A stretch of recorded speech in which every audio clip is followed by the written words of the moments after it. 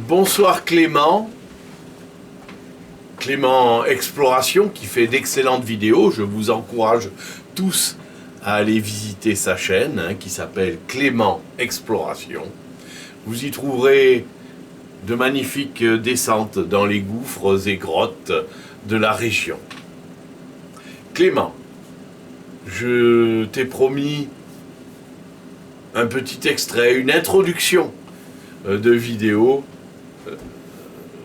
concernant la spéléologie, des histoires de spéléologues, des vrais contes, des vraies histoires qui se sont déroulées, et elles sont bien entendu pour tous les abonnés et tous les gens qui voudront bien regarder et apprécier ces vidéos.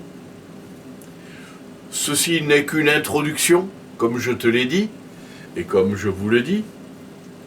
Elle ne fait que présenter un personnage qui a été certainement un des spéléologues les plus grands de la planète. Il s'agit de Robert de Joly.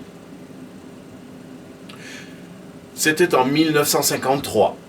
Le premier congrès international de spéléologie venait de débuter dans le grand amphithéâtre du Muséum national d'histoire naturelle de Paris. La radiodiffusion nationale française, une vraie plaie pour les organisateurs du congrès, avait conquis de haute lutte le terrain avec ses techniciens, ses camionnettes d'enregistrement, ses kilomètres de fil, ses reporters familiers comme des puces et autoritaires comme des chefs d'État. À la suite d'une savante manœuvre d'encerclement, un groupe de ces personnages venait de réussir à isoler deux spéléologues les plus célèbres de France, peut-être les plus grands explorateurs souterrains du monde à cette époque déjà lointaine, Robert de Joly et Norbert Casteret. Messieurs, commença le porte-parole le plus chevronné, je vous ai réunis pour vous poser quelques questions dont les réponses passionneront, j'en suis certain, nos chers auditeurs. Tous seront demain à l'écoute pour connaître les résultats de vos savants travaux. Il ne nous faut cependant pas rester constamment trop techniques, et nous devons par conséquent prévoir déjà des intermèdes variés.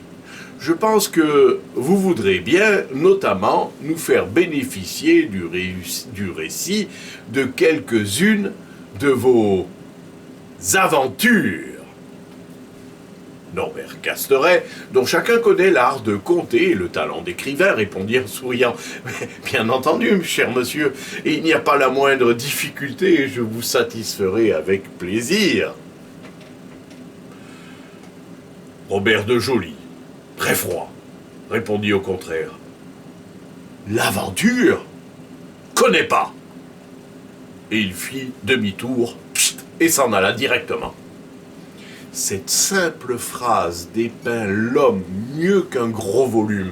Nous dirons combien tout au long de sa carrière de prospecteur audacieux, il a constamment lutté contre les solutions aventureuses et a recherché toujours la sécurité dans les explorations. Grâce à cette technique parfaitement mise au point et grâce à sa discipline rigoureuse, nous ne le dirons jamais assez, il a réussi à éviter en permanence les accidents graves qui ont malheureusement, hélas, endeuillé tant d'explorations spéléologiques. C'est seulement à la fin de sa vie qu'il a consenti à livrer ce qu'il appelait ses souvenirs d'un spéléologue et qu'un impératif de librairie a fait dénommer, malgré la répugnance de l'auteur, « Ma vie aventureuse d'explorateur d'abîmes ». Il s'agit là d'un ouvrage passionnant, plein d'anecdotes cocasses, émouvantes, dont je ne vous saurais vraiment, il faut le lire. C'est incroyable. Si vous arrivez à le trouver, « Ma vie aventureuse d'explorateur d'abîmes » est un livre vraiment impressionnant à lire. C'est quelque chose de superbe. Il a su garder un petit sens de l'humour, mais il a gardé la retenue et la discrétion dont il sait faire preuve. En réalité, il a eu des aventures, beaucoup même, mais il n'a jamais voulu en faire étalage. De son vivant était déjà né, parmi ses collaborateurs dans l'exploration du monde souterrain, une sorte de légende qui auréolait sa forte personnalité, une légende bourrée de faits, les uns rigoureusement identiques, les autres peut-être un peu enjolivés. Elle se comptait à voix altérée, chacun faisant part des fragments qu'il avait vécus et dont on lui avait parlé. C'était vraiment la chanson de geste de Robert de Joly, la geste dont on trouvera ci-après un grand nombre d'épisodes.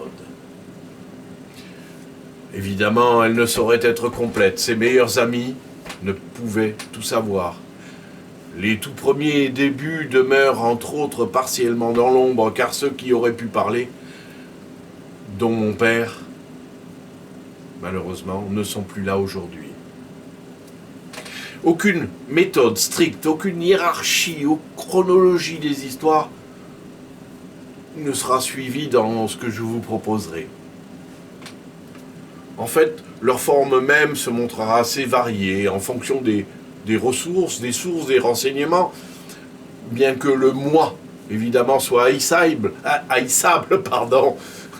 certains de ces histoires, de ces récits ne pourront l'éviter, mais on reconnaîtra vite que le personnage central, le seul maître de l'action, reste bien toujours cette individualité tellement hors du commun que l'on en rencontre au maximum une semblable dans son existence. Et, croyez-moi, si on a de la chance. Cet être exceptionnel que la plupart des spéléologues appelaient le président, quelques-uns le pape et d'autres encore le marquis Robert de Joly.